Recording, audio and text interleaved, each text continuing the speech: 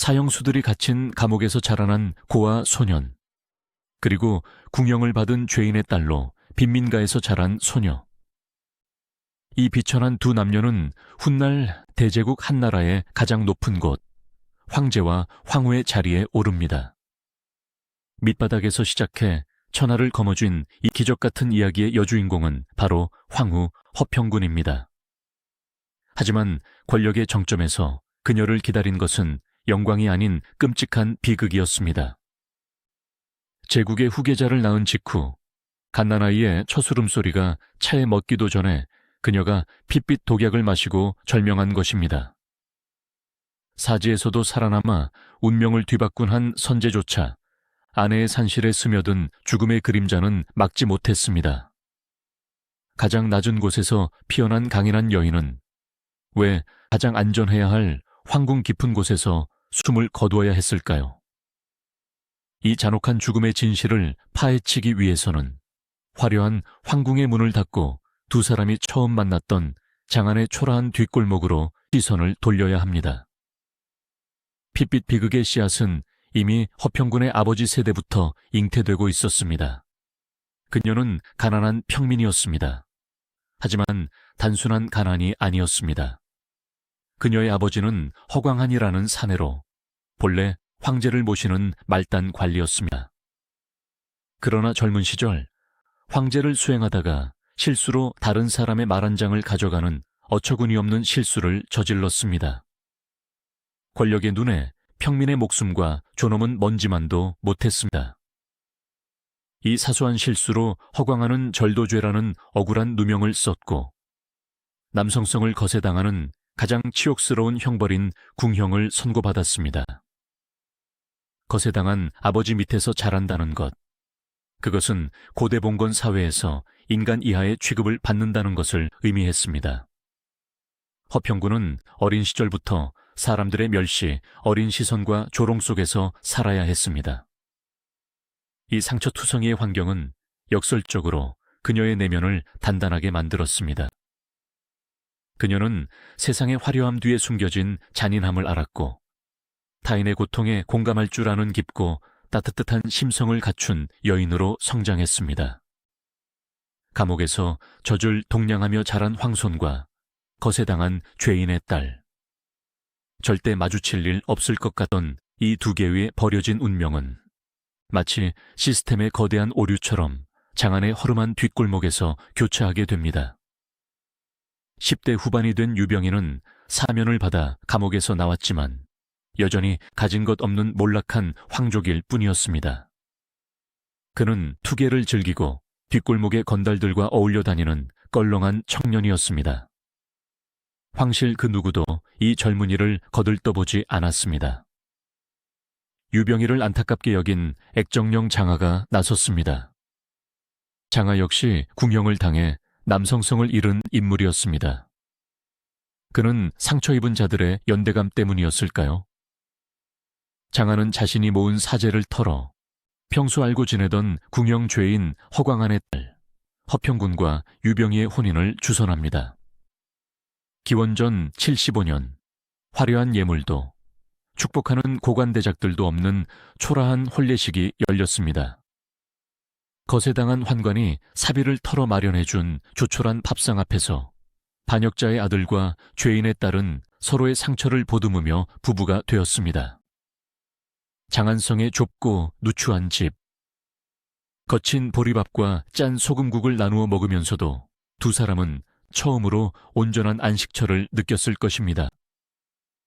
유병희가 바깥에서 험한 세상과 부딪히고 돌아오면 허평군은 그의 흙 묻은 옷을 털어주며 미소로 맞이했습니다. 머지않아 그들 사이에는 유석이라는 건강한 사내아이까지 태어났습니다.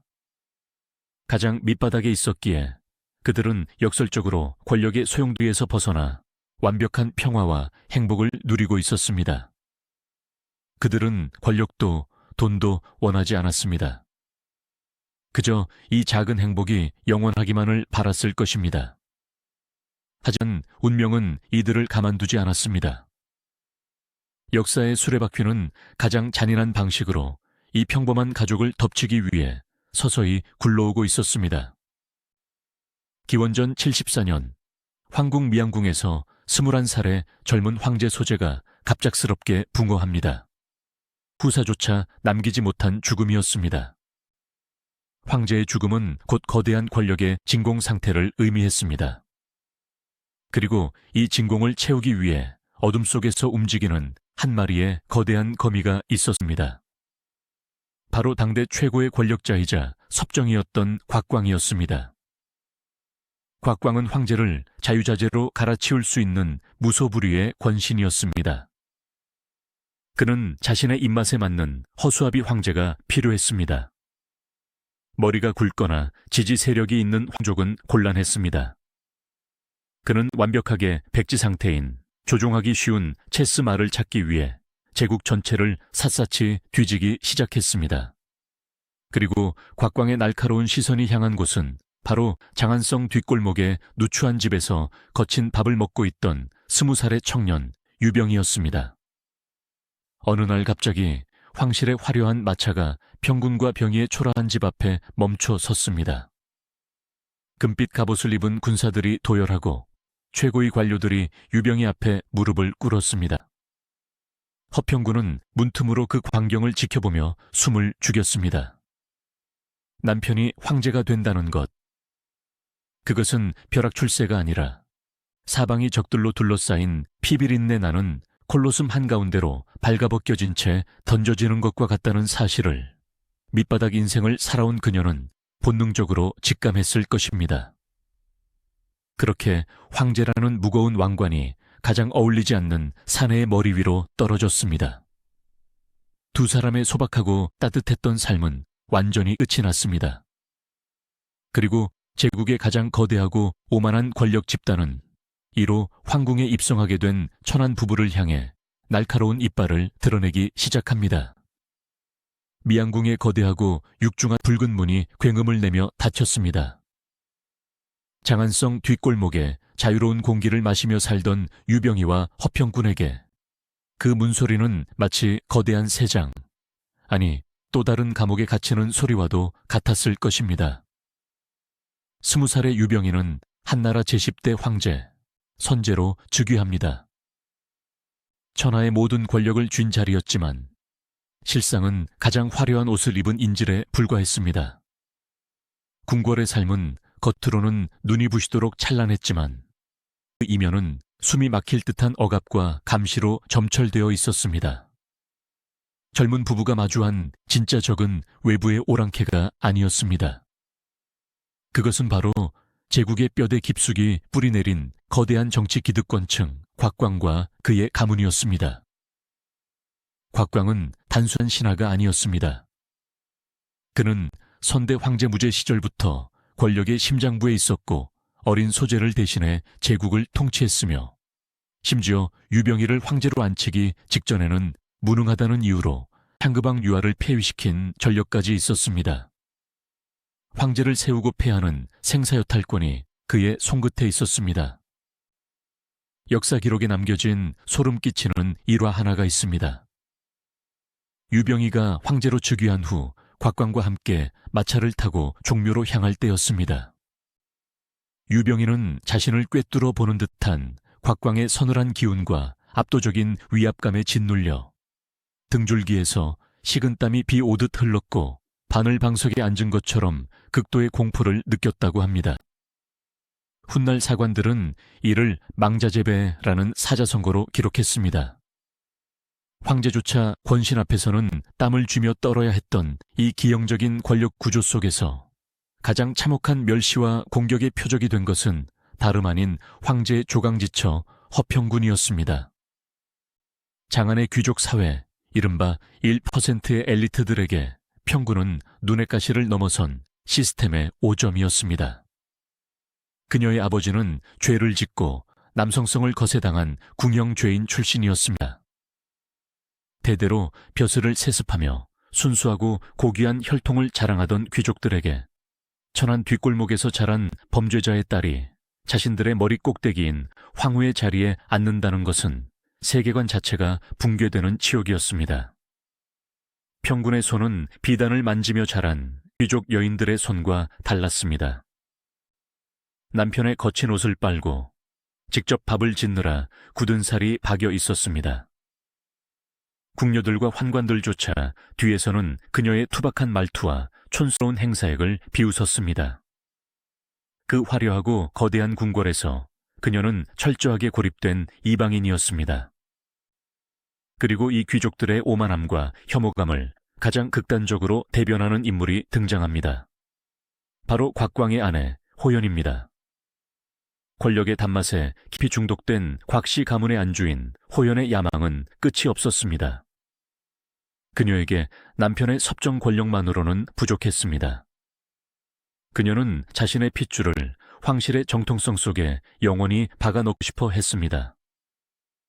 그 유일한 방법은 막내딸 곽성군을 황후로 만드는 것, 그리고 훗날 자신의 외손자를 황제로 등극시키는 것뿐이었습니다. 호연의 눈에 평군과 병이에 가난하고 애틋한 사랑 따위는 길거리 짐승들의 교미만큼이나 하찮은 것이었습니다. 그녀는 곧바로 정치적 압력을 가동하기 시작했습니다. 조정의 대신들은 곽광의 눈치를 보며 일제히 황제에게 상소를 올렸습니다. 제국의 국모는 마땅히 고귀한 가문에서 나와야 하옵니다. 대장군 곽광의 여식이야말로 덕성과 가문을 모두 갖추었으니 황후로 책봉하시어 천하의 기틀을 다지시옵소서. 수백 명의 대신들이 대전 앞마당에 엎드려 곽성군 황후 책봉을 주청했습니다. 겉으로는 간언이었지만 실질적인 협박이었습니다. 아무런 세력도 군대도 없는 20살의 허수아비 황제가 이 거대한 정치적 해이를 막아낼 방법은 없어 보였습니다. 곽광은 그를 독단적이고 어리석은 암군으로 몰아 며칠 만에 폐위시켜 버렸을 것입니다. 그리고 평군과 그들의 핏덩이 아들은 조용히 어딘가에서 목숨을 잃었겠죠. 하지만 의 엘리트들은 이 밑바닥 출신의 청년을 너무 얕보았습니다. 유병희는 감옥의 생존자였습니다. 그는 힘이 없을 때 힘으로 맞서면 어떻게 짓밟히는지 뼛속 깊이 알고 있었습니다. 절체절명의 위기 속에서 유병희는 폭력도 권력도 아닌 역사상 가장 우아하고도 치명적인 정치적 예술을 선보입니다. 바로 한나라를 넘어 동아시아 역사상 가장 유명한 로맨스로 포장된, 그러나 실상은 가장 날카로운 정치적 방역이었던 고검지교의 칙령입니다.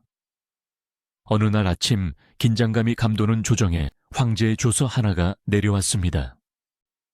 대신들은 황제가 드디어 굴복하고 곽광의 딸을 황후로 맞이한다는 내용일 것이라 확신하며 조서를 펼쳤습니다. 그러나 그 조서의 내용은 그들의 예상을 완전히 비껴가는 너무나도 엉뚱하고 감성적인 문장이었습니다. 황제가 갑자기 낡은 칼을 찾아달라니. 조정을 가득 메운 수백 명의 엘리트 관료들은 순간 숨을 죽였습니다. 하지만 이내 그들 중 영민한 자들의 얼굴이 하얗게 질리기 시작했습니다.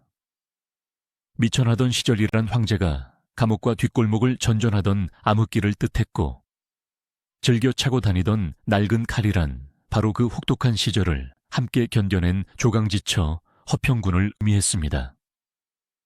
유병희의 이 조서는 권력투쟁을 완벽하게 도덕과 윤리의 프레임으로 전환해버린 천재적인 한 수였습니다. 당시 한나라는 유교 사회였습니다. 유교의 핵심 가치 중 하나는 신의와 조강지처를 버리지 않는 도리였습니다.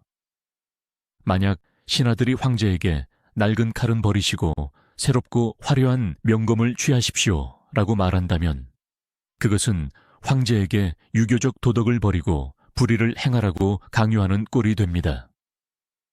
명분과 도리를 목숨처럼 여기는 사대부들에게 대놓고 조강지처를 내쫓으라고 주청하는 것은 스스로 자신들의 이데올로기를 부정하는 자가 당착이었습니다. 병인은 무기를 들지 않고도 그들의 무기인 도덕을 역이용하여 적들을 완벽하게 무장해제 시켜버렸습니다. 아무리 무소불위의 곽광이라 할지라도 대놓고 인륜의 기본을 저버리는 폐륜을 황제에게 강요할 명분은 없었습니다. 결국 대신들은 침묵 속에 고개를 숙였습니다. 황제의 흔들림 없는 의지와 그 속에 담긴 대의 명분 앞에서 곽광 세력은 한 발 물러설 수밖에 없었습니다. 폐하의 뜻이 그러하시다면 옛 칼을 찾아 마땅히 제자리에 두어야 할 것입니다. 기원전 74년 11월, 마침내 허평군은 모든 귀족들의 싸늘한 시선을 뚫고 대제국의 황후로 책봉되었습니다. 죄인의 딸, 밑바닥 빈민촌의 소녀가 제국의 최고 존엄인 국모의 자리에 오르는 역사상 가장 극적인 계급 반전의 순간이었습니다. 황후의 예복을 입고 묵직한 봉관을 머리에 쓴 평군이 대전에 들어섰을 때 수백 명의 대신들이 그녀의 발 아래 무릎을 꿇고 황후마마 천세를 외쳤습니다. 겉보기에는 완벽한 해피엔딩이었습니다. 사랑이 권력을 이긴 위대한 승리처럼 보였습니다. 하지만 인간의 욕망을 가장 가까이서 목격했던 평군과 병이 부부만은 알고 있었습니다. 이것은 승리가 아니라 더 잔혹한 전쟁의 서막일 뿐이라는 것을요. 궁궐 깊은 곳, 곽광의 저택에서는 유리가 깨지고 가구가 부서지는 소리가 울려 퍼지고 있었습니다. 곽광의 아내 호연의 분노는 극에 달해 있었습니다. 천한 신분으로 감히 자신의 딸이 앉아야 할 자리를 꿰찬 허평군.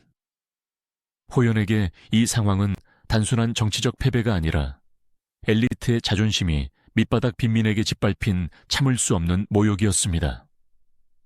호연의 눈빛은 독사처럼 번뜩였습니다. 황제의 오래된 검칙령은 일시적으로 아내를 지켜냈지만 역설적으로 허평군의 등에 선명하고 거대한 관역을 그려 넣은 셈이 되었습니다. 시스템은 결코 오류를 그대로 방치하지 않습니다. 1%의 엘리트들은 자신들의 생태계에 침투한 이물질을 도려내기 위해 더 은밀하고 더 치명적이며 그 누구도 상상하지 못한 끔찍한 방식을 모색하기 시작했습니다. 그들에게는 무력이 아닌 합법을 가장한 살인 기술이 필요했습니다. 그리고 얼마 지나지 않아 그들의 기도는 끔찍한 방식으로 응답받게 됩니다. 황후 허평군이 유병희의 두 번째 아이를 잉태한 것입니다. 바로 생명이 태어나는 순간입니다.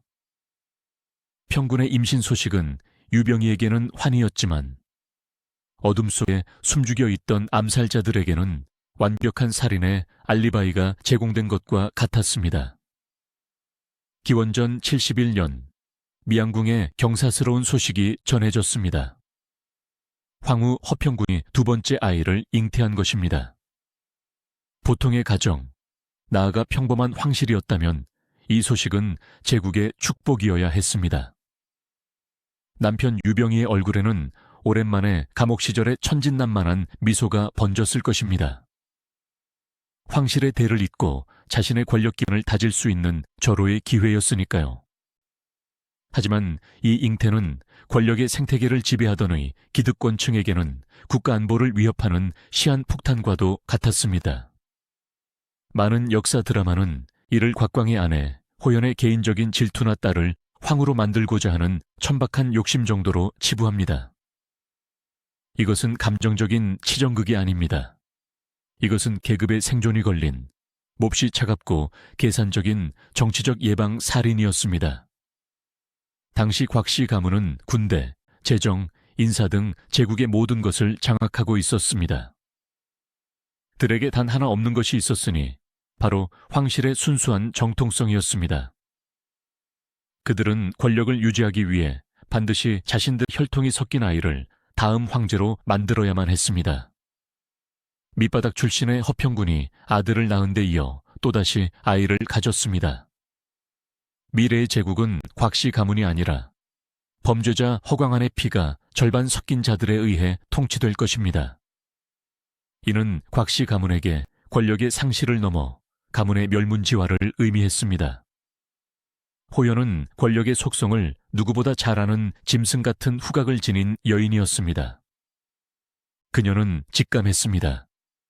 허평군 뿌리가 더 깊어지기 전에 저 여자를 반드시 제거해야 한다. 단 황제와 천하의 의심을 사지 않는 가장 완벽하고 자연스러운 방법으로 하지만 무장한 군사들이 지키고 수백 명의 궁녀들이 시중을 드는 대제국의 황후를 어떻게 암살한단 말일까? 칼이나 독약을 쓴다면 그 배후는 단번에 곽씨 가문으로 지목될 것이고, 이는 아무리 권신곽광이라도 감당하기 힘든 정치적 역풍을 불러올 것입니다. 호연이 필요로 한 것은 칼잡이가 아니었습니다. 그녀에게는 합법적인 권한을 가지고 황후의 가장 은밀한 곳까지 접근할 수 있는 자, 그리고 살인을 자연사로 위장해 줄 수 있는 전문가가 필요했습니다. 그녀의 악마적인 시선은 제국의 의료 시스템, 그 중에서도 가장 취약한 순간인 분만실을 향했습니다. 고대 사회에서 여성의 출산은 흔히 귀문관을 넘는 일이라 불렸습니다. 위생관념이 희박하고 의료기술이 발달하지 않았던 시절, 출산 중 과다 출혈이나 산후감염으로 사망하는 산모의 비율은 끔찍할 정도로 높았습니다. 황실의 여인들도 예외는 아니었죠. 호연은 바로 이 점을 노렸습니다. 누구도 그것을 암살이라 의심하지 않을 것입니다. 그것은 그저 불행한 의료사고이자 자연재해로 기록될 완벽한 알리바이였습니다. 순우연은 평소 황후 허평군의 진맥을 보고 약을 처방하는, 산모가 가장 의지하고 신뢰하는 의사였습니다. 하지만 그녀의 가운 안에는 의사의 윤리 대신 세속적인 탐욕이 자리 잡고 있었습니다. 순우연의 남편은 액정의 문을 지키는 하급 관리였는데 그녀는 늘 남편의 승진을 갈망했습니다. 어느 날 호연은 순우연을 은밀히 자신의 저택으로 부릅니다. 호연은 주변을 모두 물린 채 짐짓 다정한 목소리로 뱀처럼 속삭였습니다. 여자의 출산은 열의 9은 죽고 하나만 사는 위험한 일이라 들었네. 황후께서 곧 출산하실 터인데 자네가 그 기회를 타서 약에 독을 타 황후를 죽여주게. 그러면 내 딸이 황후가 될 것이고 자네 남편은 자네가 원하는 그 어떤 높은 자리라도 앉게 될 것이네. 순우연은 순간 숨이 멎는 듯 했습니다. 아무리 탐욕스러운 자라도 제국의 국모를 시해하라는 제안 앞에서는 공포를 느끼기 마련입니다.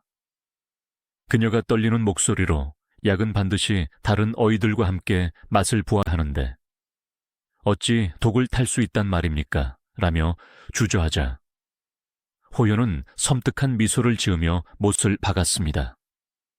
황후의 생명과 남편의 출세, 의사의 윤리와 권력의 달콤한 유혹, 순우연의 갈등은 그리 오래가지 않았습니다. 권력의 비호가 있다는 확신을 얻은 그녀는 결국 악마와 손을 잡습니다. 환자의 생명을 지켜야 할 의사가 가장 교묘한 암살자로 돌변하는 순간이었습니다. 비상이나 짐독 같은 맹독은 단숨에 사람을 죽이지만 입술이 파래지고 피를 토하며 온몸이 검게 변하기 때문에 누구나 독살임을 알 수 있습니다. 호연과 순우연이 원한 것은 그런 조잡한 독이 아니었습니다. 그녀가 준비한 것은 바로 부자였습니다. 부자는 미나리아 제비과 식물의 뿌리로, 한의학에서는 극소량을 사용해 몸을 따뜻하게 하고 기력을 끌어올리는 극양의 약재로 씁니다. 하지만 그 독성이 어마어마하게 강해 용량을 조금만 초과해도 치명적인 맹독으로 돌변합니다. 체내의 혈액이 통제할 수 없이 끓어오르며 열린 상처를 통해 쏟아져 내릴 것입니다. 산모는 극심한 발열과 함께 장기가 타들어가는 고통을 느끼며 결국 신부전과 과다 출혈로 사망하게 됩니다. 겉보기에는 전형적인 산후출혈로 인한 안타까운 쇼크사로 위장되는 것입니다. 기원전 71년, 마침내 허평군의 진통이 시작되었습니다. 미양궁의 분만실은 끓는 물과 수건을 나는 궁녀들의 발걸음으로 분주했습니다. 평군은 극심한 고통 속에서도 남편 유병희와 첫째 아들의 얼굴을 떠올리며 이를 악물었습니다. 땀과 피로 범벅이 된 몇 시간의 사투 끝에 평군은 마침내 작고 여린 딸을 세상에 내놓았습니다. 아기의 첫 울음소리가 방 안을 채웠을 때 문 밖에서 초조하게 서성이던 젊은 황제 유병희의 입계는 안도의 한숨이 흘러나왔습니다. 감옥에서 만난 자신의 낡고 소중한 칼, 아내 평군이 무사히 귀문관을 넘었다고 생각했기 때문입니다. 하지만 그 안도의 순간 사신은 하얀 가운을 입고 부드러운 발걸음으로 산모의 침상 곁으로 다가왔습니다. 산모는 기력이 완전히 쇠진해 있었습니다.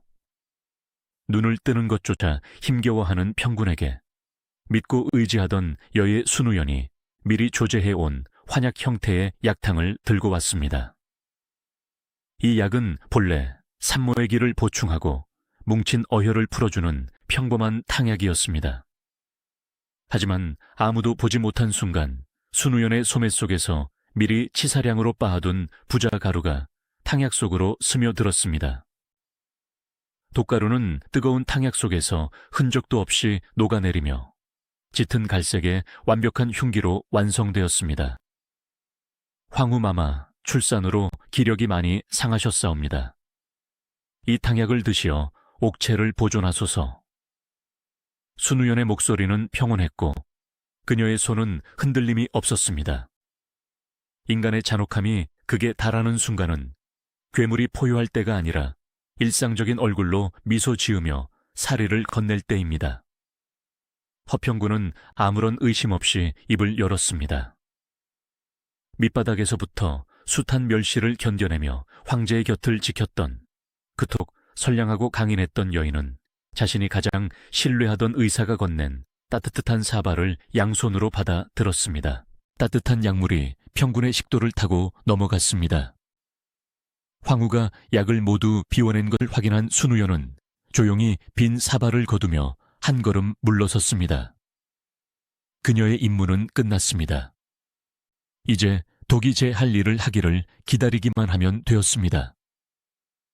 약이 흡수되기 시작한 지 불과 몇 분.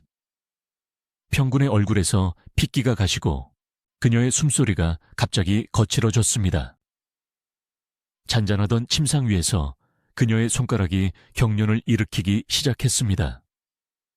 부자의 맹독이 그녀의 혈관을 타고 온몸으로 퍼져나가기 시작한 것입니다. 맞추지 없이 배를 가르는 듯한, 내장이 통째로 불길에 휩싸이는 듯한 끔찍한 자결감이 산모의 몸을 덮쳤습니다. 평군은 자신의 가슴을 쥐어뜯으며 비명을 질렀습니다. 평군의 비명 소리에 밖에서 대기하던 유병희가 사색이 되어 뛰어 들어왔습니다. 황제는 피투성이가 된 차에 침상에서 구르며 고통스러워하는 아내를 품에 안았습니다. 하지만 인간의 권력으로 혈관 속을 파고드는 맹독을 막을 수는 없었습니다. 출산으로 열려있던 상처를 통해 어마어마한 양의 피가 쏟아져 내리기 시작했습니다. 평군의 아름다웠던 얼굴은 잿빛으로 변했고 그녀의 입꼬리에서 검붉은 피가 역류하여 흘러내렸습니다. 감옥의 차가운 바닥에서 서로의 천에 의지하며 한 그릇에 거친 밥을 나누어 먹던 시절, 누구보다 남편을 사랑했고 어떤 권력 앞에서도 남편을 원망하지 않았던 조강지천은 황궁의 가장 화려한 침상 위에서 억울한 피눈물을 흘리며 서서히 숨을 거두고 있었습니다. 유병희는 아내의 싸늘해져가는 몸을 끌어안고 짐승처럼 오열했습니다. 하지만 그 순간 슬픔으로 일그러진 젊은 황제의 눈동자 너머로 이 완벽하게 조작된 죽음 뒤에 숨어있는 거대한 그림자가 선명하게 보이기 시작했습니다. 그것은 단순한 의료 사고가 아니었습니다.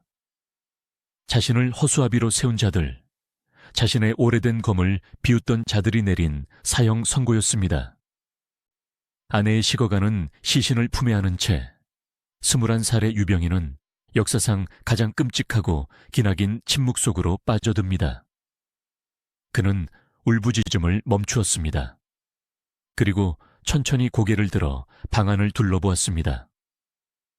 이때부터 감옥에서 살아남은 불쌍한 청년 유병희는 죽었습니다. 그 자리에는 피와 복수심으로 심장을 얼려버린 차갑고 소름 끼치는 정치적 괴물 한선재가 태어나고 있었습니다. 기원전 71년 미양궁의 산실은 죽음의 침묵으로 가득 찼습니다. 피비린내와 탕약의 쓴내가 뒤섞인 방 안에서 한선재 유병인은 이미 차갑게 식어버린 아내 허평군의 시신을 안고 있었습니다. 방금 전까지 고통에 몸부림치며 피를 토하던 아내의 끔찍한 비명이 아직도 귓가를 맴돌고 있었습니다. 어이들이 달려와 황급히 진맥을 짚었지만 그들의 입에서 나온 공식적인 사인은 너무나도 매끄럽고 건조했습니다. 과다출혈. 고대 사회에서 수많은 산모의 목숨을 앗아간 흔하디 흔한 원인.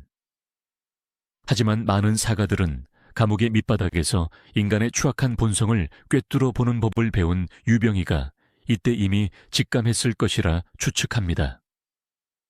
아내의 죽음은 결코 자연사가 아니었다는 것을 말입니다. 평군의 죽음은 제국의 1% 기득권층이 자신들의 생태계를 지키기 위해 저지른 너무나도 완벽하게 설계된 정치적 처형이었습니다. 보통의 남자라면 어땠을까요? 사랑하는 아내를 잃은 슬픔과 분노에 미쳐 날뛰며 당장 살인범을 찾아내 능지처참하라고 길길이 날뛰었을 것입니다. 유병희는 감옥 출신입니다. 그는 힘이 없는 자가 함부로 분노를 드러낼 때 어떤 끔찍한 대가를 치르는지 뼛속 깊이 알고 있었습니다. 만약 그가 여기서 곽씨 가문을 의심하고 조사를 지시했다면 무소불위의 권신 곽광은 단 며칠 만에 황제를 정신병자나 암군으로 몰아 폐위셨을 것이고 평군이 목숨과 맞받고 낳은 핏덩이 황자들마저 모조리 도륙당했을 것입니다. 아내의 시신을 품에 안은 21살의 황제는 비명을 지르는 대신 입술을 깨물며 자신의 심장을 얼려버리는 길을 택했습니다. 그는 어이들을 향해 고개를 끄덕였습니다. 그렇군. 산후출혈이라니 참으로 비통한 하늘의 뜻이로다. 그의 목소리에는 분노도 억울함도 배어있지 않았습니다. 그저 운명에 순응하는 무기력한 슬픔만이 묻어났습니다.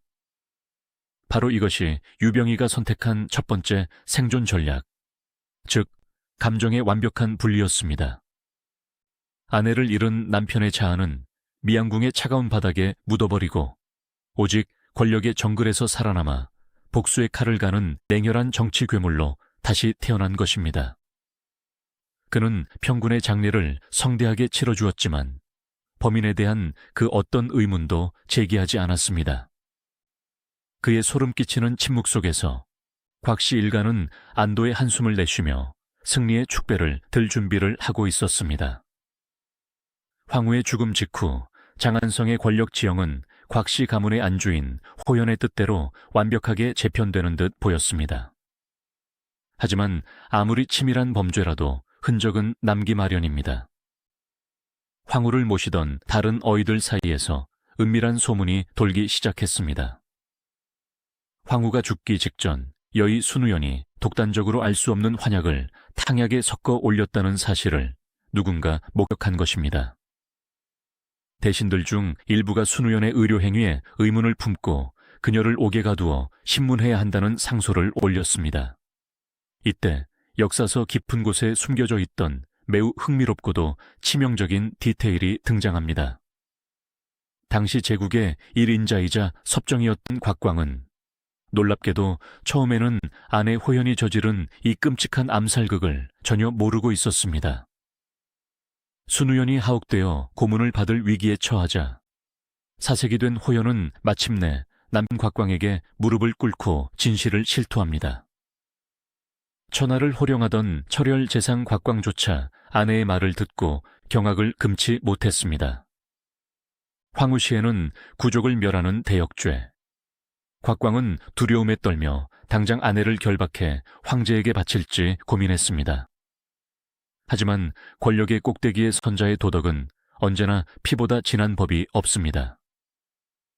곽광은 결단했습니다. 자신의 손으로 가문을 파멸시킬 수는 없었습니다. 그는 황제에게 압력을 가해 순우연에 대한 수사를 전면 중단하라는 조서를 받아냅니다. 이로써 곽광은 아내의 살인에 동조한 공범이 되었습니다.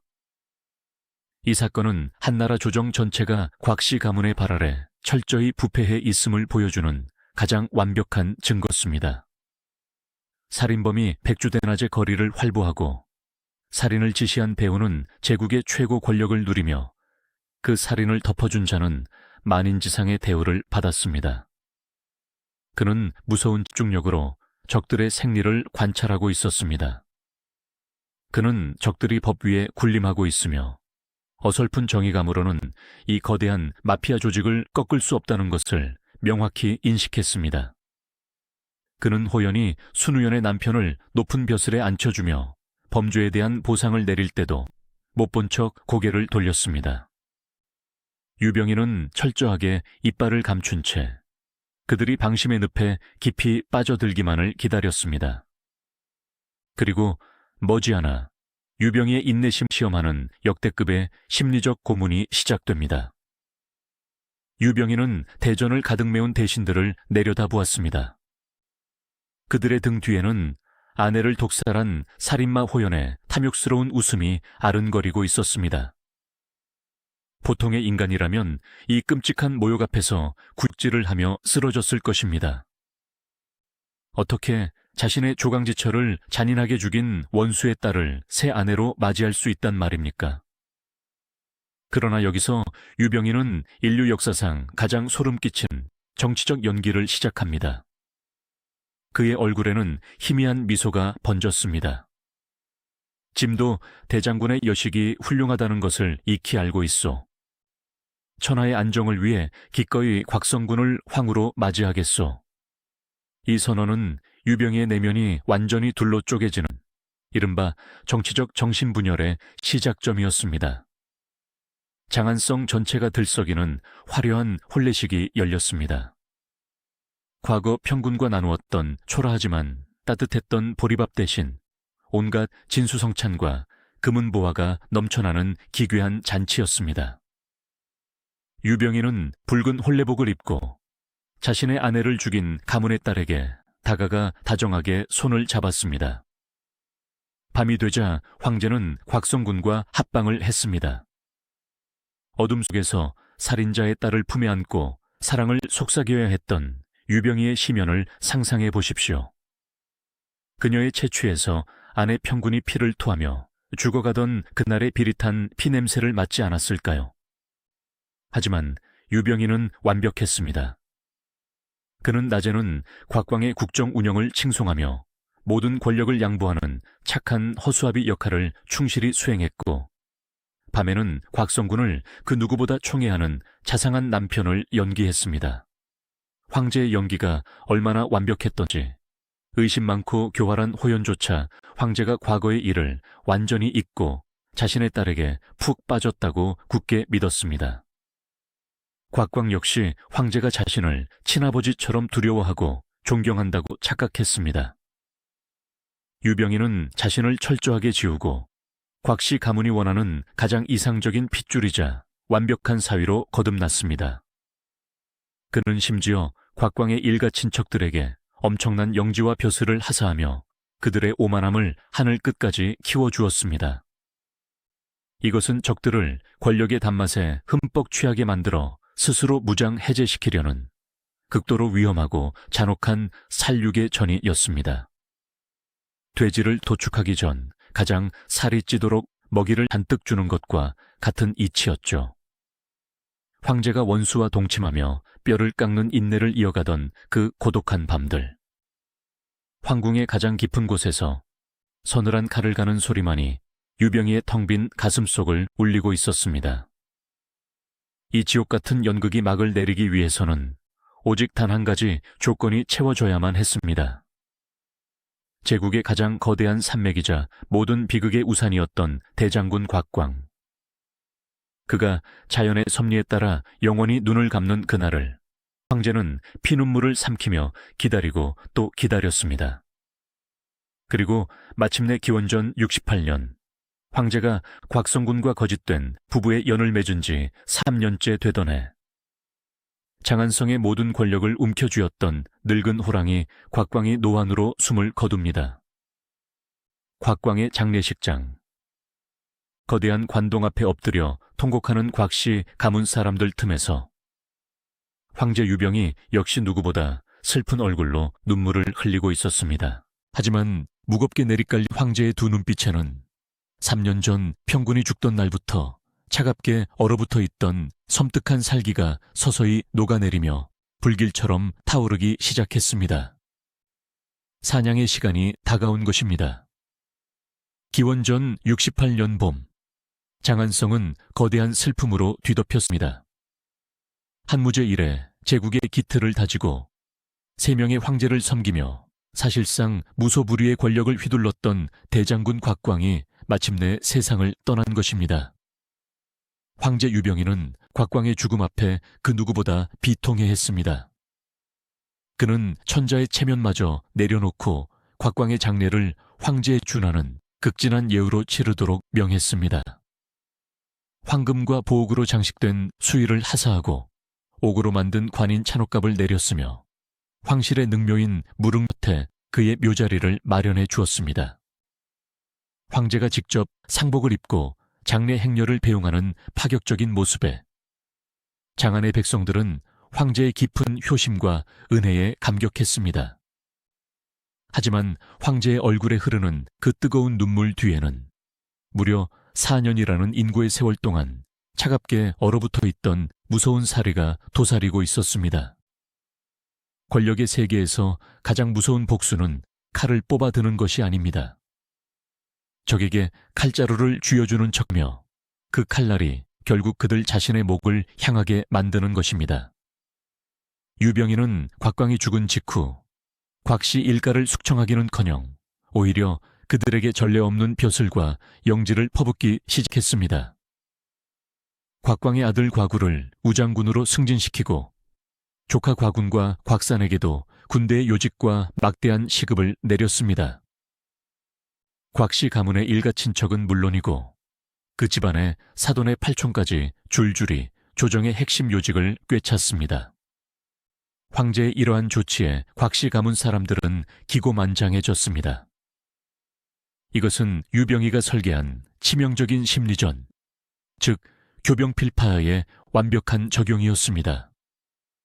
곽광이라는 거대한 억제기가 사라진 상태에서 능력도 없으면서 오직 가문의 후광으로 막대한 권력을 쥐게 된 곽광의 자식들은 브레이크 없는 마차처럼 폭주하기 시작했습니다. 그들은 궁궐 안팎을 제 집처럼 드나들며 아나무인으로 행동했고 백성들의 토지를 강탈했으며 황제의 명령조차 자신들의 입맛에 맞지 않으면 무시하기 일쑤였습니다. 특히 곽광의 아내 호연은 늙은 호랑이가 사라진 숲에서 자신이 여왕벌이라도 된 양 사치와 폐악의 끝을 달렸습니다. 그녀는 황제의 측근들을 노골적으로 하대하고 심지어 황실의 재산을 마음대로 빼돌려 자신의 저택을 황궁보다 더 화려하게 치장했습니다. 황제는 이 모든 것을 지켜보고 있었습니다. 신하들이 곽씨 가문의 횡포를 고발하는 상소를 올릴 때마다 황제는 오히려 상소를 올린 신하를 벌하며 곽씨 가문을 철저히 비호했습니다. 적을 죽이려면 먼저 신이 그들을 미치게 만들도록 내버려 두어야 합니다. 유병인은 곽씨 가문이 권력의 단맛에 취해 스스로 이성의 끈을 놓고 천하 만민의 원망을 한 몸에 받는 완벽한 공공의 적이 될 때까지 잔혹한 인내심으로 먹이를 던져주고 있었던 것입니다. 곽씨 가문이 오만함의 절정을 달리고 있을 무렵 호연의 탐욕스러운 시선은 다시 한번 황궁의 가장 은밀한 곳을 향하고 있었습니다. 그녀의 딸 곽성군이 황후의 자리에 오른 지 수년이 지났건만 황제의 극진한 총애에도 불구하고 성군 배에서는 아이가 들어설 기미가 보이지 않았기 때문입니다. 초조해진 호연의 머릿속에 기원전 71년 미양궁의 산실에서 피를 토하며 죽어가던 허평군의 얼굴이 떠올랐습니다. 자신이 완벽하게 제거했다고 믿었던 그 천한 여자의 흔적이 여전히 황궁 안에 시퍼렇게 살아 숨 쉬고 있었던 것입니다. 바로 허평군이 남긴 유일한 핏줄, 황태자 유석이었습니다. 유석이 황태자의 자리에 있는 한 곽성군이 설령 아들을 낳는다 해도 다음 때 황제 자리를 장담할 수 없었습니다. 호연은 딸 곽성군을 은밀히 불렀습니다.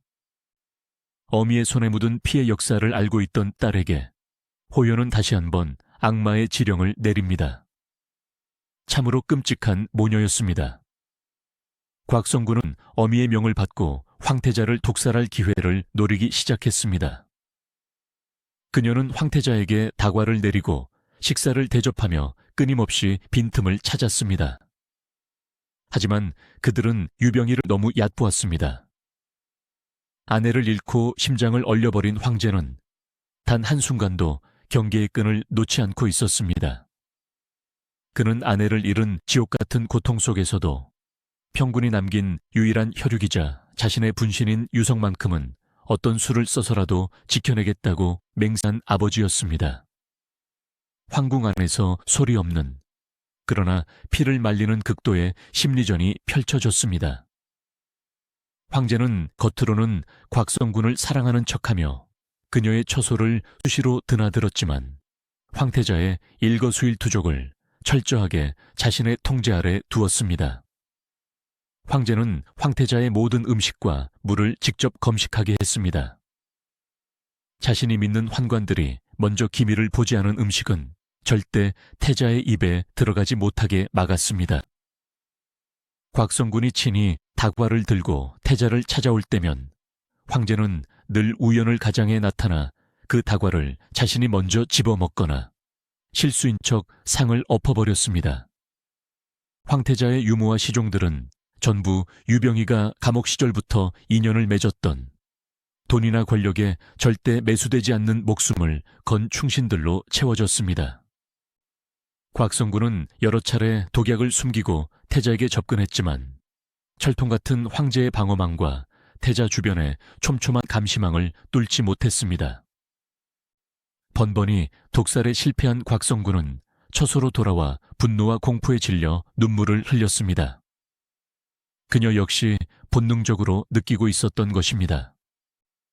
자신을 다정하게 안아주는 황제의 그 미소 뒤에 서늘하고 거대한 괴물이 숨을 죽인 채 자신들을 지켜보고 있다는 사실을 말입니다. 허평군의 죽음이라는 원죄 위에 세워진 이 기형적인 결혼 생활은 매일매일이 독약이 든 잔을 부딪히는 소리 없는 러시안 룰렛이었습니다. 곽광이 죽은 지 1년이 지나자 유병희는 드디어 방역의 첫 번째 카드를 조용히 꺼내 듭니다. 폭주하는 곽씨 가문의 목에 아주 부드러운 실크로 만든 올가미를 거는 작업이 시작된 것입니다. 그의 전략은 한나라 정치사의 교본으로 남은 명승암강, 즉 겉으로는 벼슬을 올려주는 척하면서 실제 권력은 철저히 빼앗아버리는 고도의 관료주의적 학살이었습니다. 당시 장안의 군사권과 궁궐의 수비는 곽씨 가문의 남자들이 쥐고 있었습니다. 황제는 가장 먼저 곽광의 사위이자 우장군인 김한적과 장안 수비대장 곽우를 불렀습니다. 황제는 온화한 미소를 띠며 말했습니다. 황제는 곽우를 대사마라는 최고의 직책으로 승진시켰습니다. 대사마. 듣기에는 천하의 군대를 통달하는 듯한 엄청난 벼슬이었습니다. 곽우 일당은 기쁨에 겨워 황제에게 절을 올렸습니다. 하지만 이 직책의 이면에는 치명적인 함정이 숨겨져 있었습니다. 대사마로 임명됨과 동시에 곽우가 가지고 있던 우장군으로서의 실제 병력 통수권과 군용 출입 권한이 법적으로 회수된 것입니다.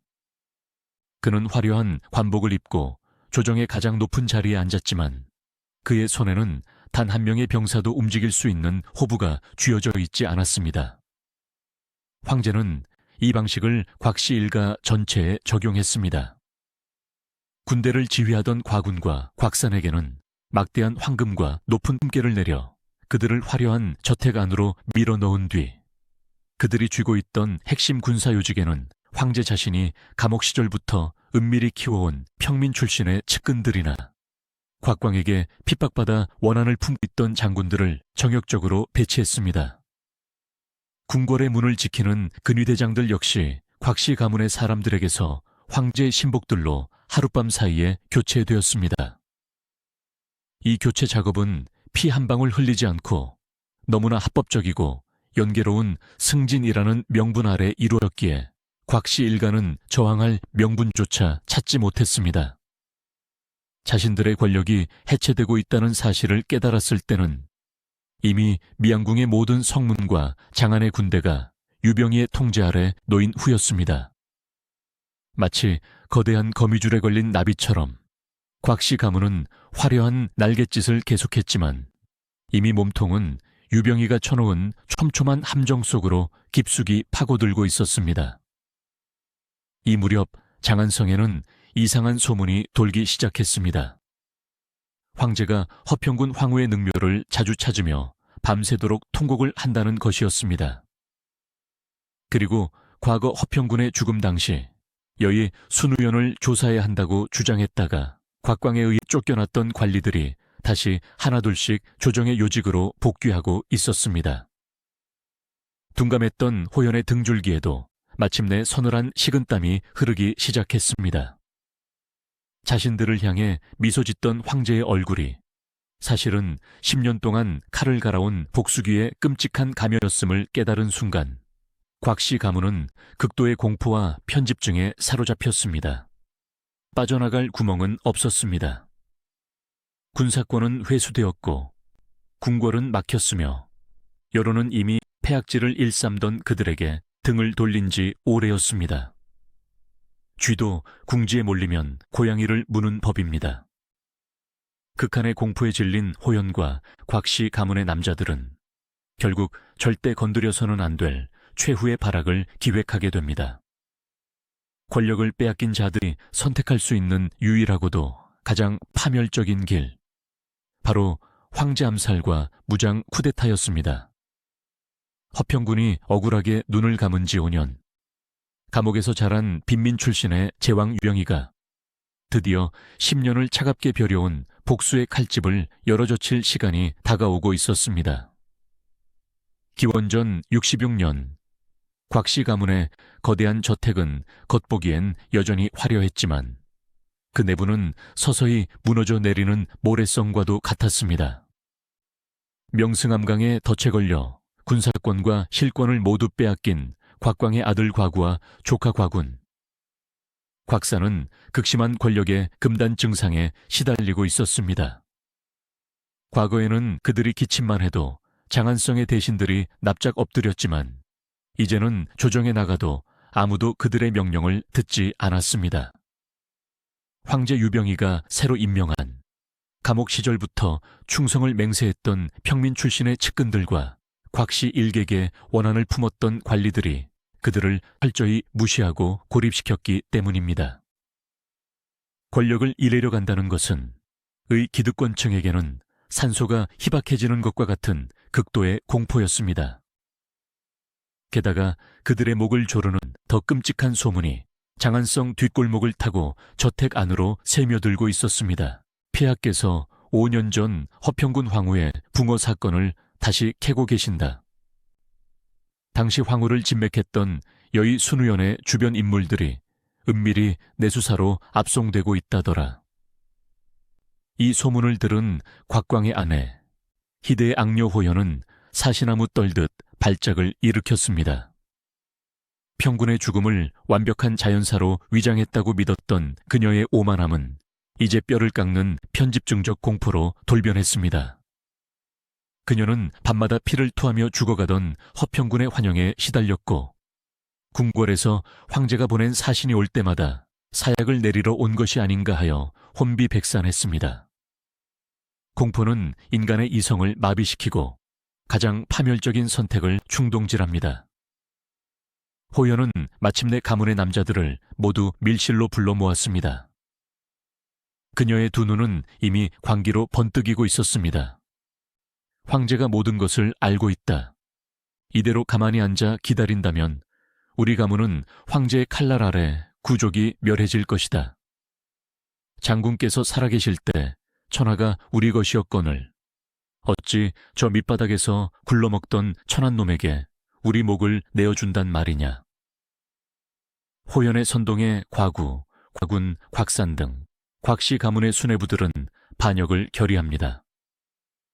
그들이 선택한 생존 방식은 바로 무장 쿠데타였습니다. 그들의 계획은 꽤나 대담하고도 무식했습니다. 당시 곽씨 가문의 전횡을 가장 앞장서서 비판하며 황제의 든든한 방패 역할을 하던 승상위상과 허평군의 아버지 허광한을 먼저 암살하고 황제 유병희를 폐위시킨 뒤 과구를 새로운 황제로 옹립한다는 것이었습니다. 이를 위해 곽태우의 가짜 조서를 꾸며 장안의 군대를 동원할 치밀한 계획까지 세웠습니다. 그들은 밀실에서 피로 맹세하며 자신들의 완벽한 승리를 확신했습니다. 자신들이 여전히 제국의 엘리트이며 천하의 군대가 자신들의 호령에 움직일 것이라는 끔찍한 착각 속에 빠져 있었던 것입니다. 하지만 그들은 한 가지 치명적인 사실을 간과하고 있었습니다. 그들이 모의를 하던 화려한 저택의 밀실 문 밖에는 언제나 그들의 잔심부름을 하고 밭을 닦는 비천한 하인들이 있었다는 사실을 말입니다. 평생을 비단옷만 입고 살아온 의 귀족들은 천한 하인들을 인간으로 취급하지 않았습니다. 하인들 앞에서 비밀을 이야기하는 것은 병풍 앞에서 말하는 것과 같다고 생각했죠. 하지만 밑바닥 인생을 살아본 황제 유병희의 시선은 달랐습니다. 유병희는 황제로 즉위한 이후 곽씨 저택에 노비나 마부, 청소부로 위장한 수많은 밀정들을 심어두었습니다. 곽씨 일가가 무시하고 짓밟았던 그 수많은 그림자들은 곽씨 가문의 일거수일투족을 낱낱이 황제에게 보고하는 완벽한 감시망이 되어 있었습니다. 곽씨 가문의 쿠데타 모의는 그들이 밀실에서 나오도 전에 이미 하인들의 입을 통해 유병희의 귀에 생생하게 전달되었습니다. 미양궁의 어두운 편전, 첩보를 전해 들은 26살의 젊은 황제 유병희의 입가에 마침내 서늘하고도 잔혹한 미소가 번졌습니다. 5년, 아니 화궁에 불려 들어온 날부터 치면 장장 10년의 세월이었습니다. 그는 왜 아내 허평군이 독살당한 직후에 곧바로 범인들을 치지 않았을까요? 단순히 힘이 없어서만은 아니었습니다. 만약 그때 호연의 살인죄만 물어 처벌했다면 곽광의 보호 아래 있던 곽씨 가문 전체를 몰살시킬 명분이 부족했습니다. 그저 아내를 죽인 개인적인 원한으로 치부되어 정치적 역풍을 맞을 수도 있었죠. 황제가 원한 것은 꼬리 자르기가 아니었습니다. 곽씨 가문의 뿌리, 그 씨앗 하나까지 남김없이 도륙내어 영원히 역사에서 지워버리는 절대적인 말살이었습니다. 그러기 위해서는 황실의 반기를 드는 누구도 용서할 수 없는 가장 거대한 범죄, 즉 반역의 명분이 필요했습니다. 유병희는 곽씨 가문이 스스로 무덤을 파고 쿠데타를 일으키도록 권력을 빼앗고 공포심을 자극하며 그들을 치밀하게 구석으로 몰아넣었던 것입니다. 모든 것은 황제의 완벽한 통제 아래 진행된 소름 끼치는 심리 게임이었습니다. 곽씨 가문은 황제가 쳐놓은 거미줄 한가운데서 자신들이 사냥꾼인 줄 착각하며 발버둥친 가여운 먹잇감에 부과했습니다. 황제는 조용히 자리에서 일어났습니다. 그의 눈동자는 더 이상 감옥에서 자란 순박한 청년의 모습도 원수의 딸과 동침하며 굽신거리던 허수아비의 모습도 없었습니다. 오직 피를 갈망하는 냉혹한 제왕만이 서 있을 뿐이었습니다. 황제는 즉각 어둠 속에 대기시켜 두었던 황실 직속의 최정예 근위대 김훈군과 우림군을 호출했습니다. 명령이 떨어지기가 무섭게 장안성의 밤공기를 가르고 수천 명의 중무장한 군사들이 횃불을 치켜든 채 곽씨 가문의 거대한 저택으로 밀려들기 시작했습니다. 10년의 원한이 응축된 끔찍한 피의 숙청이 막을 올린 것입니다. 기원전 66년 7월의 덥고 습한 밤, 쿠데타의 출정을 앞두고 축배를 들려던 곽씨 가문의 저택문이 벼락치는 소리와 함께 산산조각이 났습니다. 금빛 갑옷을 입고 칼을 빼든 황제의 군사들이 짐승처럼 저택 안으로 쏟아져 들어왔습니다. 과구와 과구는 그제야 자신들이 짜놓은 완벽한 계획이 이미 황제의 손바닥 안에서 노란한 한낱 총흙이었음을 깨달았습니다. 반항할 틈조차 없었습니다. 황제의 군사들은 곽씨 가문의 남자들을 짐승처럼 짓밟고 포박했습니다. 궁지에 몰린 조카 곽사는 두려움에 떨며 스스로 목을 찔러 자결했고, 과군 역시 도주를 시도하다 궁지에 몰리자 목을 맸습니다. 그러나 황제의 복수는 자결 정도로 끝날 만큼 자비롭지 않았습니다. 죽은 자의 시신마저 끌어내어 목을 베고 거리에 매달았습니다. 반역의 수괴로 지목된 대사마 과군은 형장으로 끌려갔습니다. 황제가 그에게 내린 형벌은 고대 중국에서 가장 잔혹한 사형 방식 중 하나인 유차명이었습니다. 사람의 허리를 작두로 반 토막내어 극심한 고통 속에서 천천히 죽어가게 만드는 형벌이었습니다. 한때 천하를 호령하던 대장군의 아들은 허리가 잘린 채 장안의 흙바닥을 기어다니며 살려달라 울부짖다 처참하게 숨을 거두었습니다. 그리고 이 모든 비극의 시작이자 허평군의 산실에 독약을 밀어 넣었던 악녀 호연. 호연은 헝클어진 머리로 포박된 채 형장으로 끌려 나왔습니다. 과거의 화려했던 위세는 온데간데 없고 죽음의 공포에 질려 오줌을 지린 노파만이 남아있었습니다. 황제는 호연을 능지처참에 처했습니다. 장안의 수만 명의 백성들이 지켜보는 가운데 황후를 독살하고 제국을 유린한 그녀의 목이 바닥으로 굴러떨어졌습니다.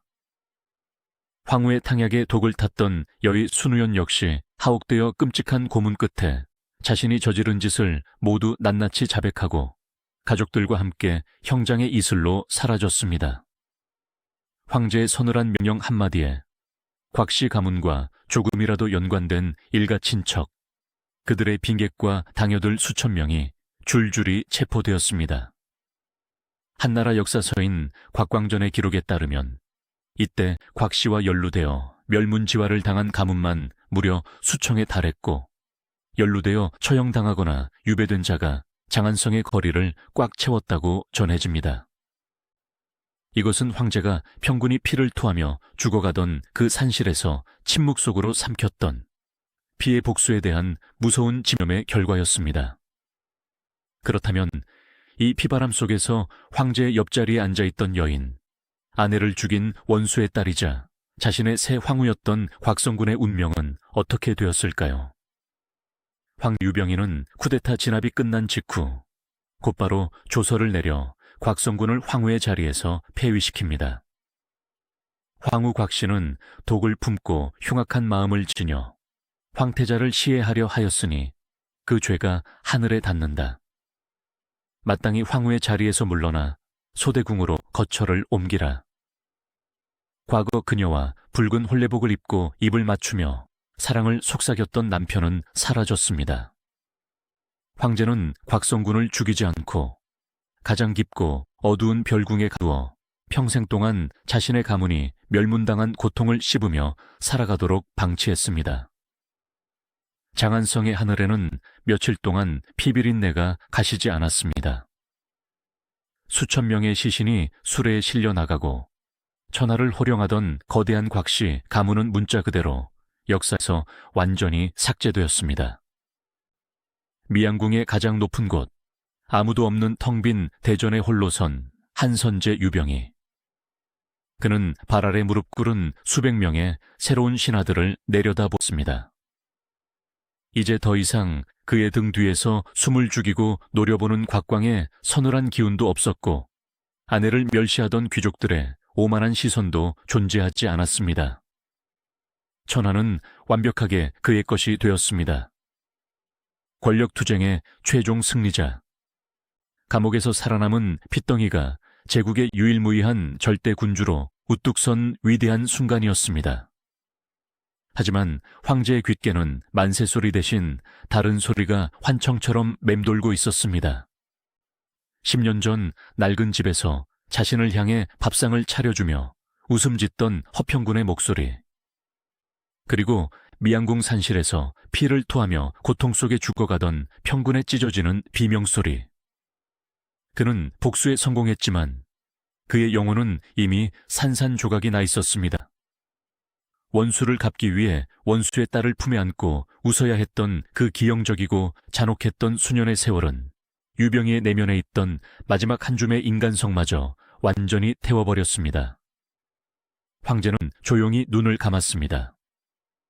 천하를 쥐었지만 그가 진정으로 원했던 단 하나의 세계, 평군과 나누었던 그 소박한 밥상은 영원히 되돌릴 수 없는 잿더미가 되어버렸음을 그는 뼈저리게 깨닫고 있었습니다. 장안성을 붉게 물들였던 곽씨 가문의 피바람이 서서히 걷히고 있었습니다. 수천 개의 머리가 바닥에 떨어지고 제국의 목을 조르던 거대한 세력이 완전히 증발해버린 그 자리에는 오직 단 한 사람, 한선제 유병희만이 서슬퍼런 걸 쥔 채 홀로 우뚝 서 있었습니다. 놀랍게도 한선제 유병희가 통치한 기간은 한나라 400년 역사상 백성들의 삶이 가장 평안했던 전성기, 이른바 효선지치로 불리는 위대한 황금시대였습니다.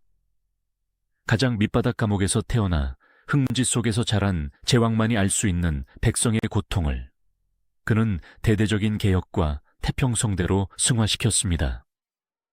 하지만 화려한 미양궁의 밤, 홀로 남은 황제는 늘 텅 빈 고독 속에 갇혀 있었습니다. 권력은 그에게 천하를 주었지만 그가 진정으로 원했던 단 한 사람의 따뜻한 미소는 영원히 빼앗아갔습니다. 기원전 49년 겨울, 43세의 나이로 붕어한 한선제 유병희는 두릉에 안치되었습니다. 그리고 그곳에서 멀지 않은 곳에 오래전 외로운 죽음을 맞이했던 조강지처 허평군의 무덤, 평릉이 자리하고 있습니다. 살아서는 권력의 잔혹한 암투 속에서 생이별을 해야 했던 두 버려진 운명. 화려한 왕관은 언제나 가장 무고한 자들의 희생을 딛고 만들어지며 권력의 정점은 인간의 영혼이 완전히 타버린 잿더미 위에서만 세워진다는 것. 이것이 2000년 전 미양궁의 산실에서 시작된 피해 복수극이 오늘날 우리에게 남긴 가장 서늘하고도 슬픈 역사의 흉터일 것입니다.